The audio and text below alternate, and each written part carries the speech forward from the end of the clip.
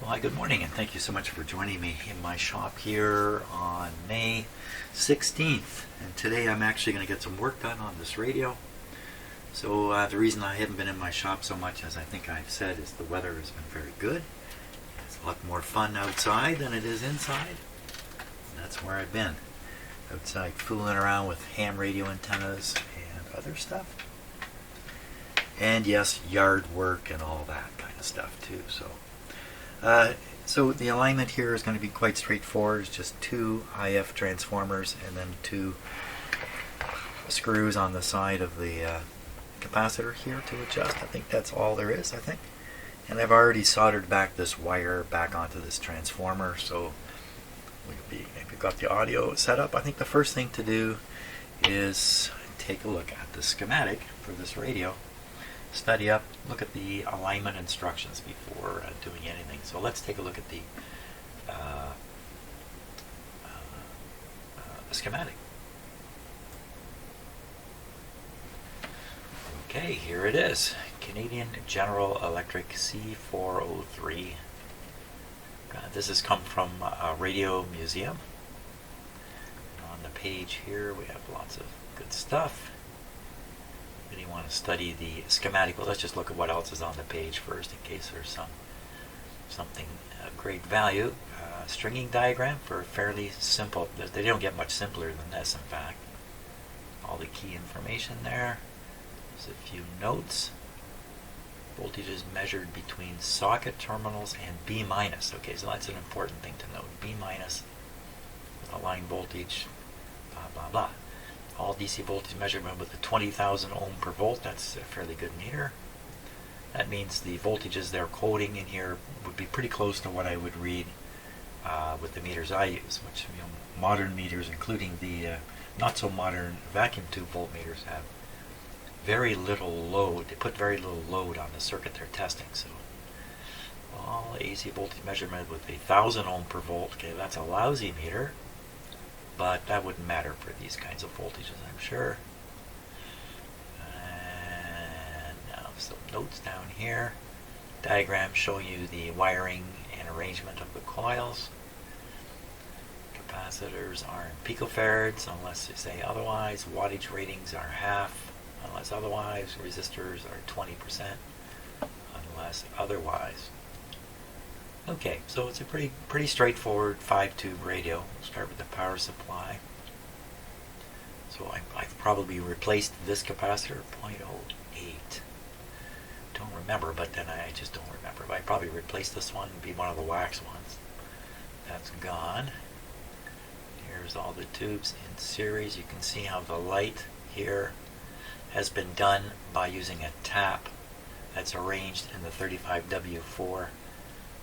This tap is not in the center of the heater. It's positioned specifically to provide the right voltage, probably 6.3 volts, roughly, to the light bulb. This is a cheap and easy, quick way to get the right voltage for the bulb, because it's not available otherwise in this radio. There's no transformer. There's no special winding. There's no 6.3 volt winding, or even a 12 volt winding for these tubes. So that's how it's done. So this bulb burns out, and you don't draw as much current through one part of this filament, and the other part takes a little more. Well, I won't say too much more about it, but the bulb here, I will say this bulb behaves just like my dim lights, my dim light bulb. So you can watch this come on bright and then get duller and then brighten up again. Very same. Okay, a rectifier. There's a watt. It's a watt capacitor resistor. Okay, let me zoom in a little bit here just to make this a bit easier. Let's rip through this thing. Actually, I'm going to jump to the volume control. And the reason is I want to measure the AVC voltage and pick it off in a place where I won't interfere with the radio. And that would be what have they done here? This ground is for the sleeve that should be around this tube. Okay, and sleeve around it. Shield. And the output here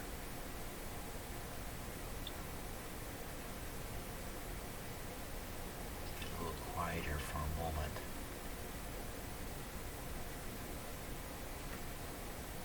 Okay.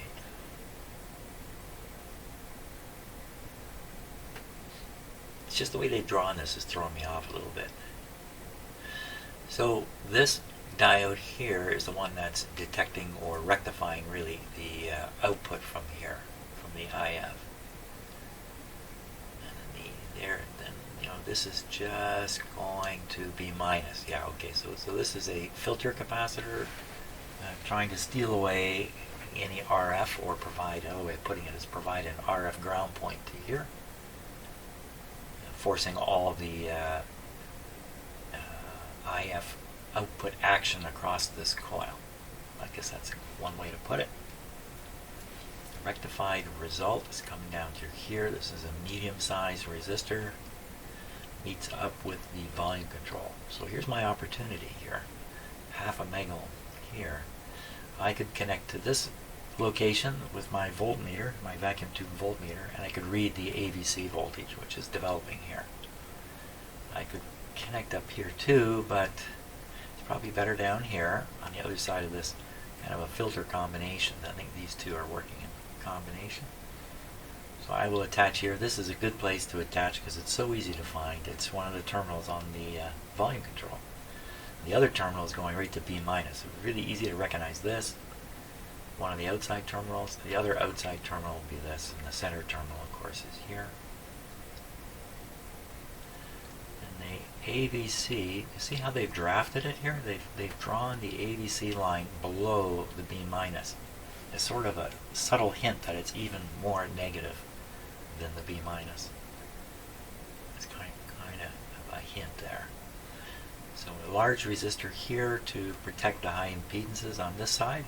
Make sure they stay high, because this wire is going to grids up through the coil, and the DC can sit here, the AVC DC. This one, do they go through the antenna? We have another large resistor here to isolate away this from this as much as possible. And oh, wait a minute, this is different. I'll take that. 0.05 here. Okay, so signal ground here. This is what I think is commonly called the AVC capacitor, and this is really effective at the DC level in terms of slowing the variation in the DC voltage that's built up over here.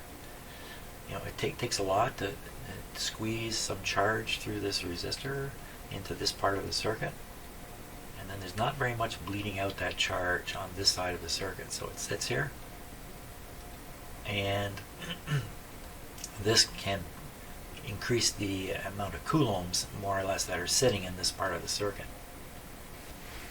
So the more charge you have in here, the slower it's going to vary through this resistor. Does that kind of make sense? I don't think I explained that very well, but that's the idea of it. So the AVC isn't varying rapidly, and also so the AVC line doesn't carry signals, RF signals around. You don't want that. Okay, so let's look at the antenna here. So on this radio, this amounts to a terminal on the back. There is no wire. I didn't put a wire on it. The loop is right against this capacitor and its trimmer. So it's a tuned circuit with the loop here. Very simple looking. And it's applied directly to the grid here. And this is the mixer tube right away. There's no front end RF tube. This isn't a good enough radio for that.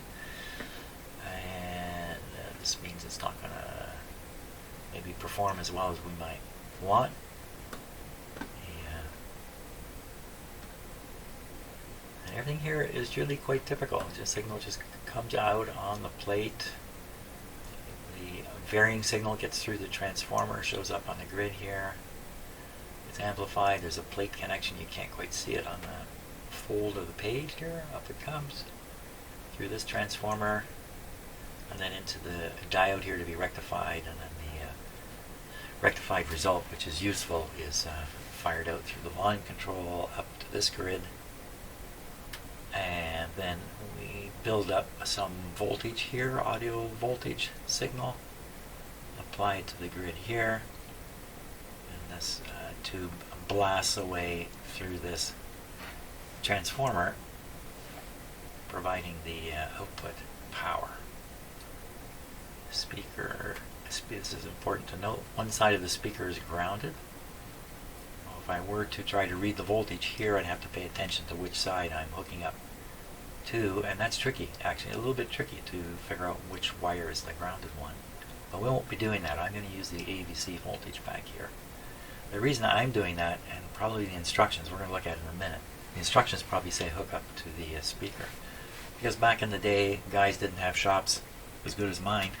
We're fixing these radios professionally, and their meters were not very sensitive, so they tend to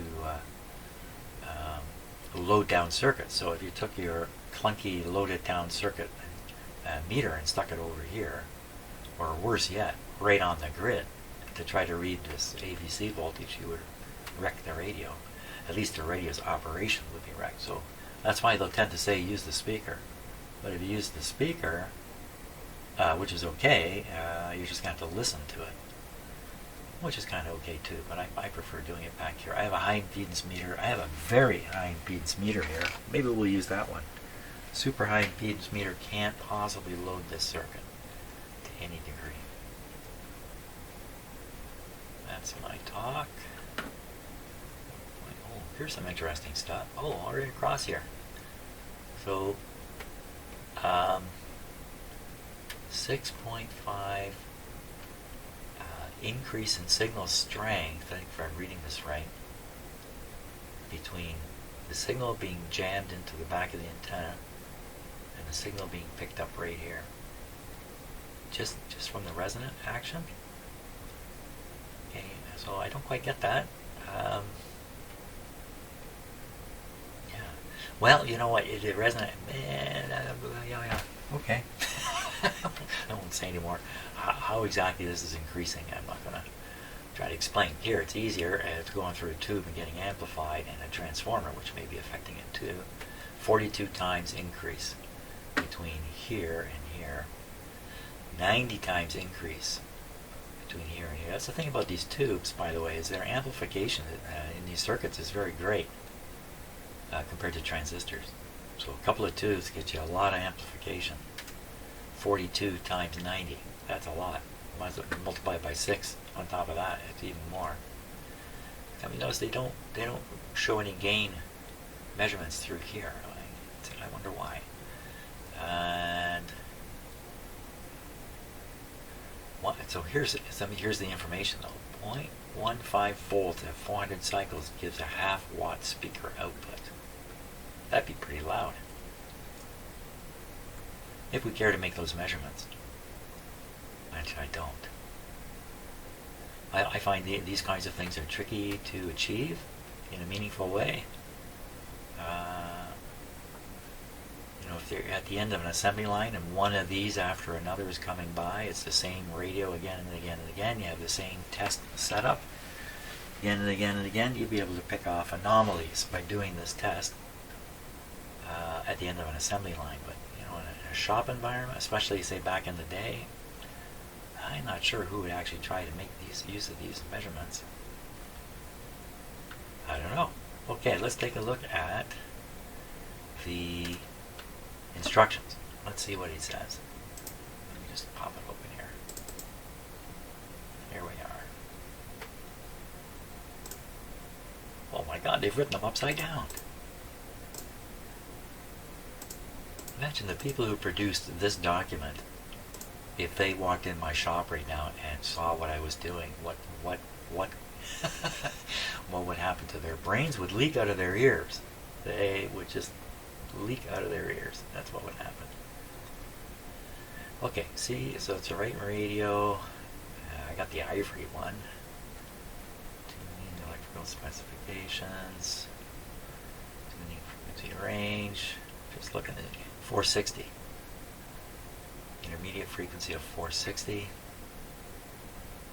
Some speaker information. Tube listing. Caution, to avoid possible damage to AC operated test instruments, an isolating transformer should be used between the power supply and the receiver. We got to go back to that schematic and study it just a wee bit more. There's something I missed. Connect an output meter across the voice coil of the loudspeaker, so that's what they're recommending here. Of course, with the output meter, you could make decibel measurements. Advance the receiver volume control to maximum. Keep the signal low. Yeah, you're bound to, because your ears will be blown out otherwise. And here's the actual alignment stuff. Is there anything unusual in here? And the answer is no. You direct connect to grids for the IF work, and then radiating into the antenna for the rest of it. Connect high and low sides of test oscillator radiation loop consisting of 2 turns of 18 wire wound loop approximately 18 inches in diameter. Well, I don't have a loop like that.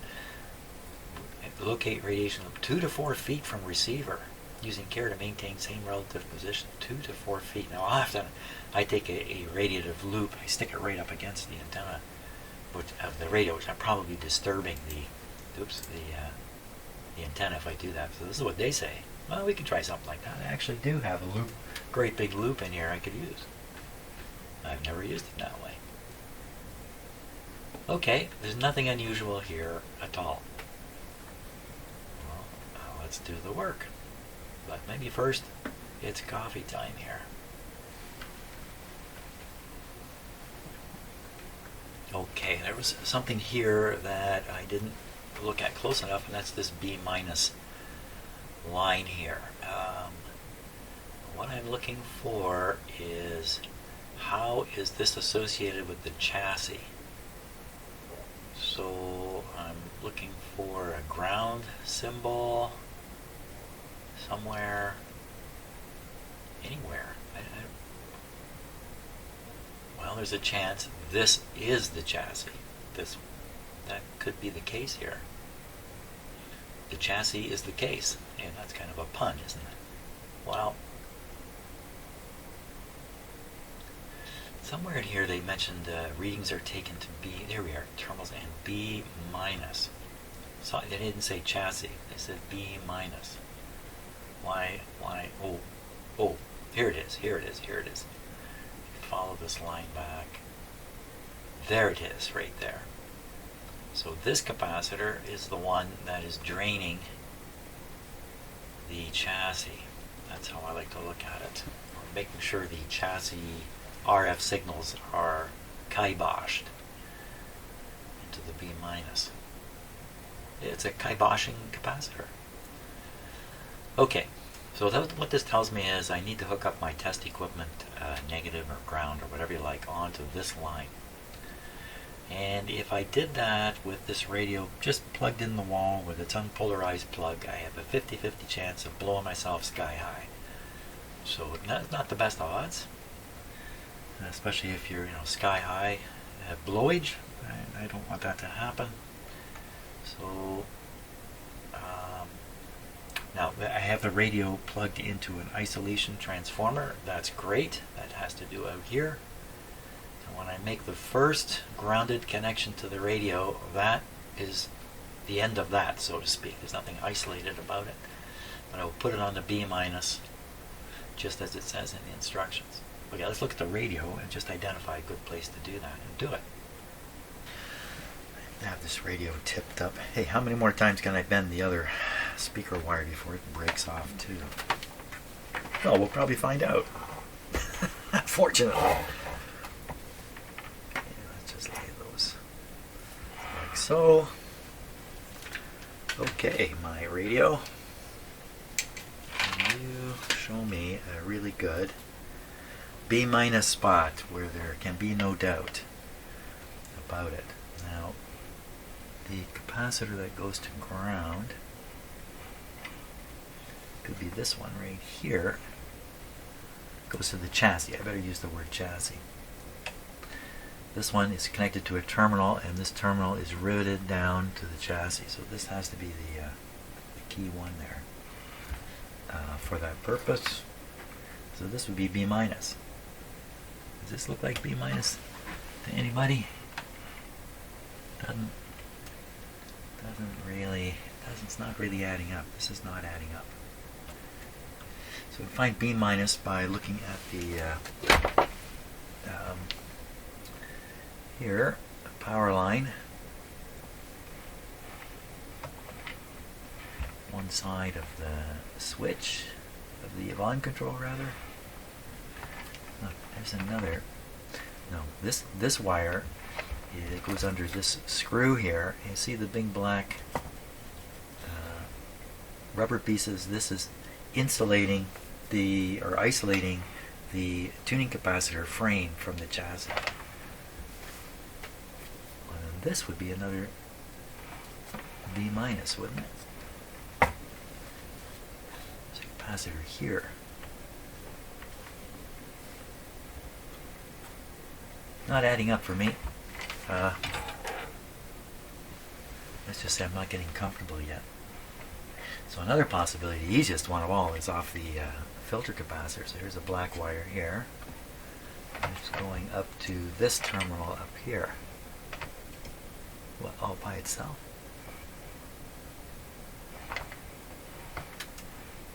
I'm kind of thinking there should be like a wire kind of snaking through here, the B minus wire. I'm not really seeing it.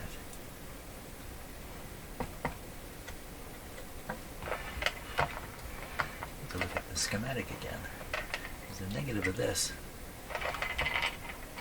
Just seems to be all by itself on a terminal up there. Shouldn't it be on the B minus bus? Oh, let's look at the schematic again. So I'm looking at is the filter capacitor. Here's one part. I can see the negative side hooked up here. The other one sitting here, and again the negative side hooked up here. So that has to be B minus. But what it looks like to me is it's hooked up to one terminal of the rectifier tube and nowhere else. There must be something more in there I'm not seeing, but it has to be the case. A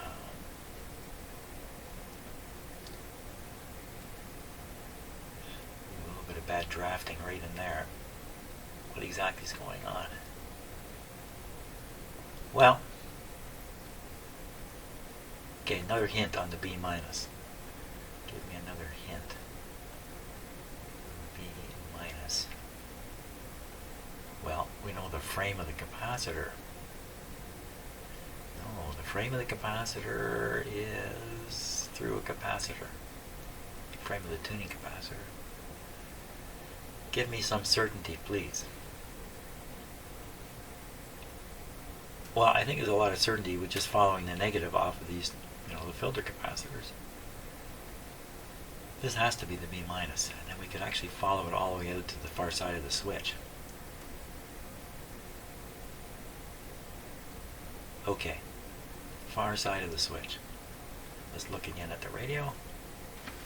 Maybe going a little overboard. I mean, having found the negative wire here, that should be enough. Far side of the switch. You have the power coming over, far side of the switch. There's a black wire here, and it's sneaking its way right up to where I can't see it anymore. Guess what? It's sneaking its way right to that same terminal. Yes, it is. So the black wire coming from here is on this terminal along with another black wire, this one, which is going to the... That's enough. That's enough. Okay, I don't want to get this wrong. So I'm going to take the negative lead of my meter here. I'm not going to put it on the chassis. Instead, I'm now going to find a nice, safe spot to clip this. Up in there doesn't look too good, not with this clip lead. Down here doesn't look very good either. this comes around, meets up with the bottom of the volume control. I could connect here. And I want to get this onto the top of the volume control, which is kind of tucked in underneath. So I'm going to use a clip lead to get there.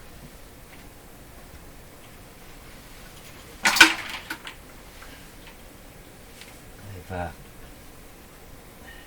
strained my my left wrist here shoveling dirt in our gardens. Can't use my left. I can't turn my left hand to certain positions. I have no strength left. Okay, so there's a resistor coming off of here.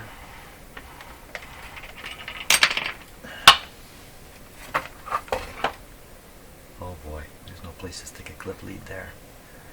This is all covered. Yeah, there's a resistor. I can get it right here.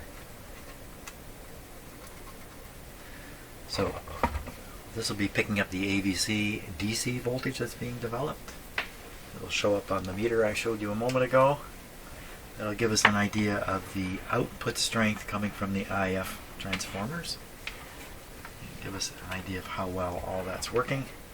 That's good. Now we've got to figure out the input from the signal generator here. We should turn on at this point. Okay, and here's the leads. Oh, so it's on my temporary loop. Now we're going to want to connect this. Well, I don't know. Do we really want to feed this thing? You know, the antenna goes straight into the mixer tube. I'm just going to try and fire the IF frequency right into the antenna and through the radio in this bad way. Right here. This is the bad way. Why are you doing it the bad way? Because it's really not that bad. Okay, so we want this to be at 460. Okay, that's actually 460 there. Okay, we double check quickly. We have the voltmeter hooked up, not turned on. Voltmeter's on, and switch to read a negative voltage upscale. This is set to DC. And plug it back in. And we're ready. For some reason, I think I should start with one bulb. Volume is down. Is this a problem here? Kind of a little bit. That's a little better. And then tuning. Where's the other knob? That's pretty stiff stuff. Because I haven't lubricated it yet. Very good. Tuning, we want it tuned with the capacitor closed, I think. I don't have the instructions in front of me. But usually they're recommending one way or the other. Totally closed, or I can't remember which way is the normal way. We are set to go. Very good. Oh, I still haven't decided. Yeah, I'm using this antenna technique here. Here we go. And the dim bulb has come on very bright. It's just one bulb. There it goes, dull. Very good. We're cooking with gas here. Watch this meter come up. Maybe. Oh, wrong one. Make it a little more sensitive. And you can see it slowly coming up a little bit. Let's hear this. It's still warming up, I think. Voltage on it is 108 volts.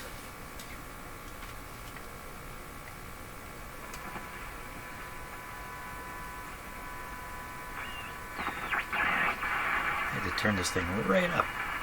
That's not right. Lots of lines in it. Heterodyne.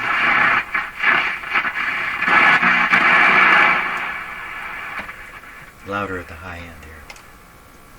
Still having to turn it up a fair bit. Well, maybe that's a sign. I mean, we have to get rid of the potential that alignment is way off.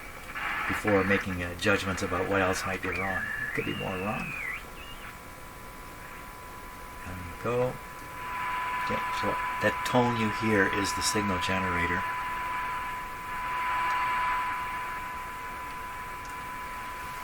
Okay, what we're going to do, we're going to sweep the generator through the range of frequencies here, small range, and just listen to it and find out where's the peak occur. Not this way.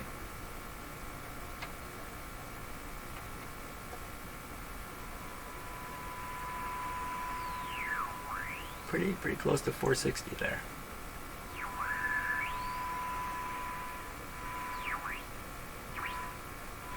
Not getting much reaction on the meter. Yeah, look at that. So I looked away, tuned it to where I thought the maximum was. I looked back, 460. Very good. Well, it's not that far off. And is it possible it's poorly aligned and still showing up at 460? You know what? I don't know. So we're going to fiddle around now. Time to fiddle around. Let me put this back where it really should be. About there. Okay, we're looking over at the meter. We're hardly getting a response here.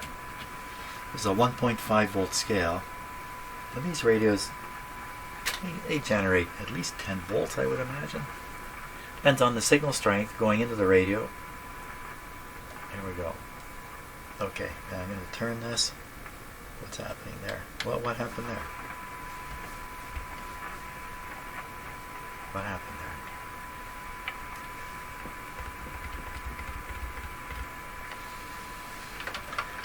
Let's see if I can get rid of some of this eyeball disturbance. Well, let's try that again. Now this is a metal screwdriver.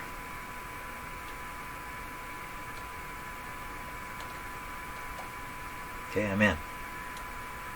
Now I'm going to start turning. Okay, so it went up, you probably didn't see it, but it went up a tiny amount and then down. So this is, wait a minute, what's happening here? Something going wrong with this meter.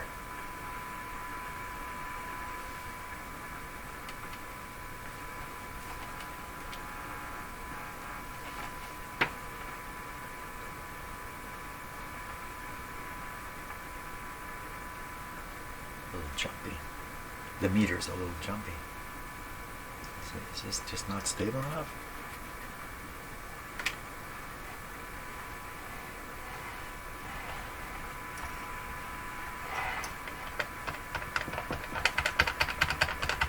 This is not normally how you align a radio. Shake it into alignment. I'm doing the wrong transformer first, too. Should be doing this one. Why is this one's got tape around it? Why is that? Maybe because the antenna wire goes right past. Oh. Oh. What? Oh boy, what's happening there? Uh-oh. Okay.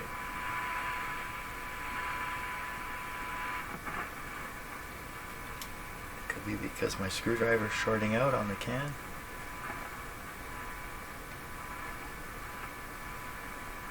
Whoa, this is not, doesn't match the sound I'm hearing in my ears.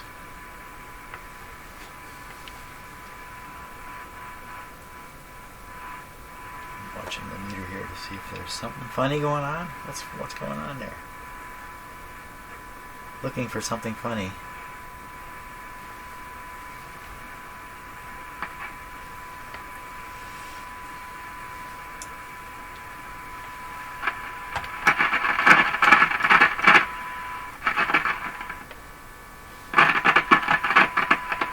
Okay, found a little bit of something here.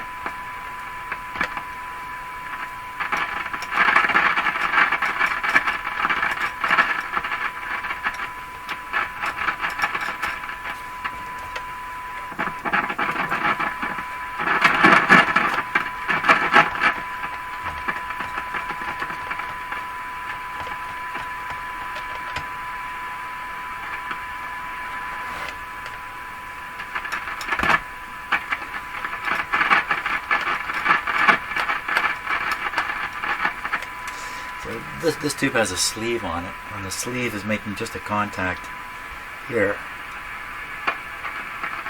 And I think it's very good. So I think as I wiggle the tube, this contact is changing with the sleeve, and that's what we're really hearing. I don't think it's tube pins.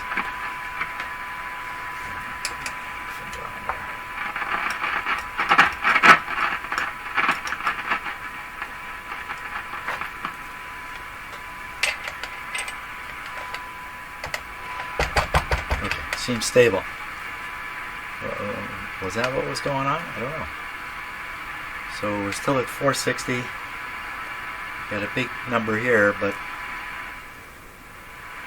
it sounds like I don't know. Sounds like I don't know. Okay, experimenting some more here.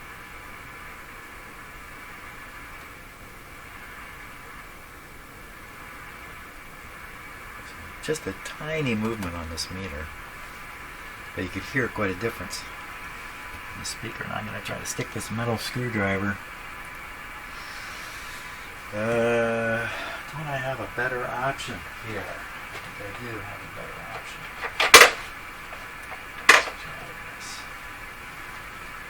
Let's try this.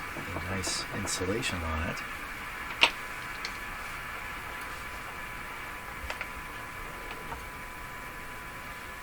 I'm only operating at 107 volts, but I think that's okay.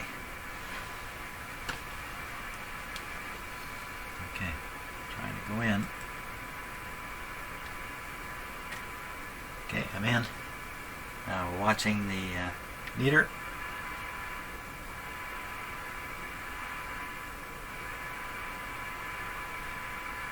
Okay. Now the other transformer.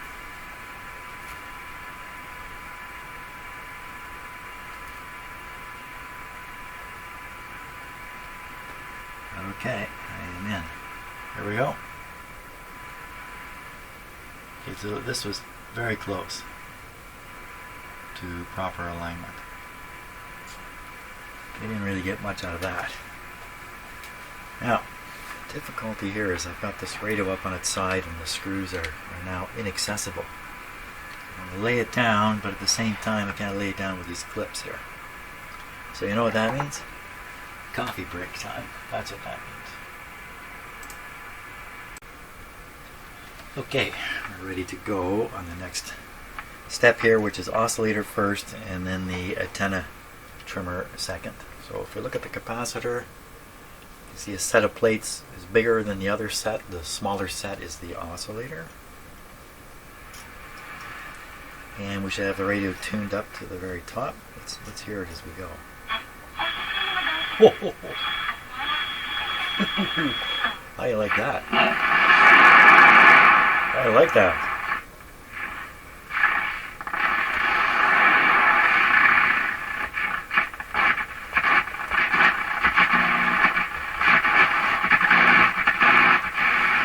Okay, fully open. On the dial here, it's just above 1700. It's interesting it goes to 17. This should be 1750, so we're going to dial up 1750 and see what we hear. The transmitting antenna is way back here, but we should be able to hear it. 1750.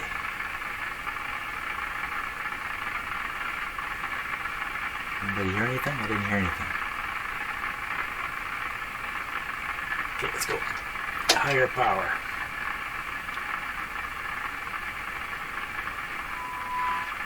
There it is. So the radio is actually tuning 1775 right now. So we're going to adjust the oscillator, bring it down. So I'm going to turn this way a little bit. Still barely hear it. Now I want to adjust that. Okay, let's see it here.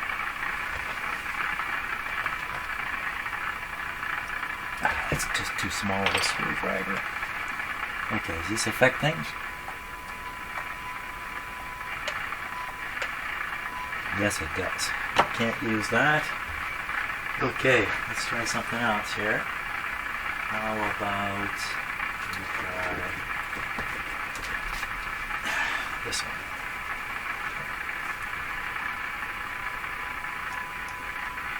Even that's affecting it.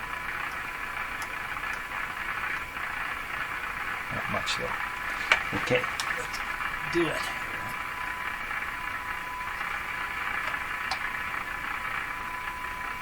Okay, I'm in. Now what we want to do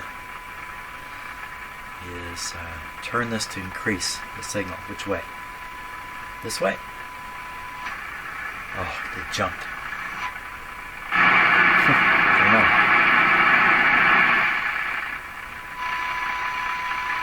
Let's go down.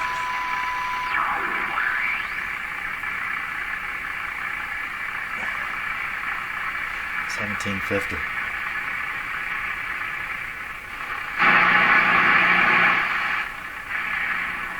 There it is.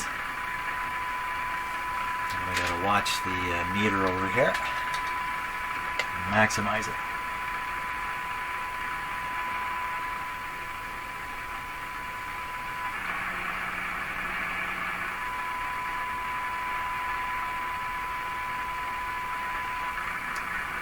It's jumping. That's why I like using the long metal screwdrivers, because of the shaft is there's no twist in the shaft. There we are. Okay, it's picking up 1750 at 1750. There's no other adjustment, but let's just race down to the other end and see what we get. So I'll put this right on 600. Oh, well, we shouldn't hear anything there. That's 590, and it's showing up at the 600 mark. Can't complain about that. Oh, it's even better. Oh, it's good. Okay, radio's good. So the next alignment thing is the antenna. I think that's done at 1500. Put this around 1500. Might have even been 1600, but we'll do it at. That's the dot for 1500. There is no dot for 16. So 15. And we'll dial this up to 15 here.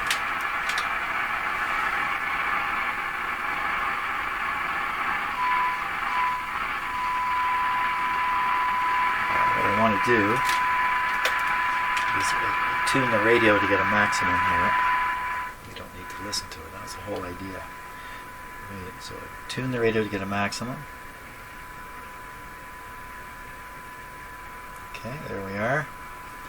And now I try to boost it. Don't. If I rotate this because the antenna's over there, I'm going to get a variation.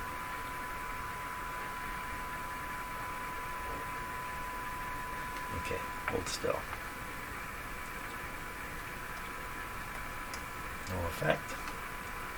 There we go.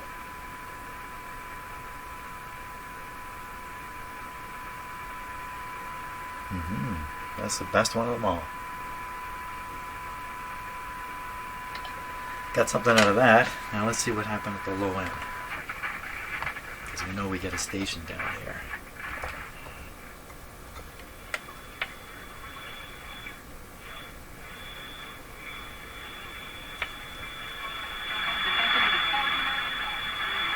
Turn the radio way up. Now we'll fiddle. Having no effect. Okay, we'll put it back. No effect on the low end. Here we go.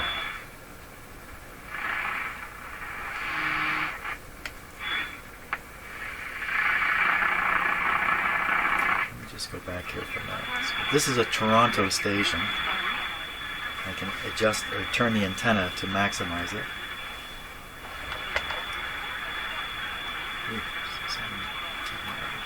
Short that out. I'll have maximum here. Other Toronto stations. 640. Nope. 680.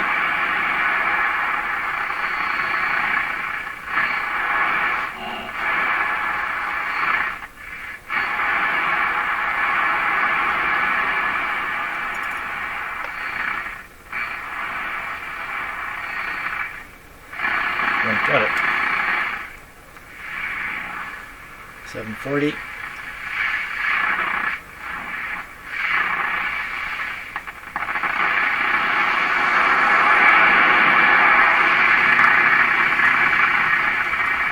My shop is so full of noise sources. I eliminated a whopper noise source out of my house the other day. So look at, see how high the AVC voltage is going from this interference, and the radio stations are only producing this. So the noise is just washing things right out. Even here where it's quiet, it's still up. So we're not getting too well. I think it's because it's here in my shop. I think that's it for this radio.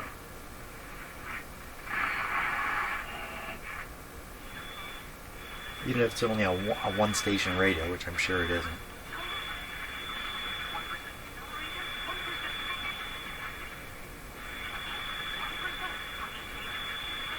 It's very tricky when you have the noise signal right up against the radio station there. Okay, I'll stop this before I break what's left of these wires. That's great. Fantastic. I think that's pretty good. Well, I just said it was great. I think it's great and fantastic. Okay, another radio done. So I'm going to, on my own time, put this back in its cabinet. The cabinet needs a wash up. The radio I did just before this one's in the same boat. I still have to clean up the cabinet. Here it is here for this other radio. But, okay, great. Thanks a lot for watching. As I said, it's a little cooler today. Still nice to go outside. That's where I'm heading now. Probably play around with antennas or something like that. Or yard work. Thanks for watching. And see you maybe tomorrow with something else on my bench.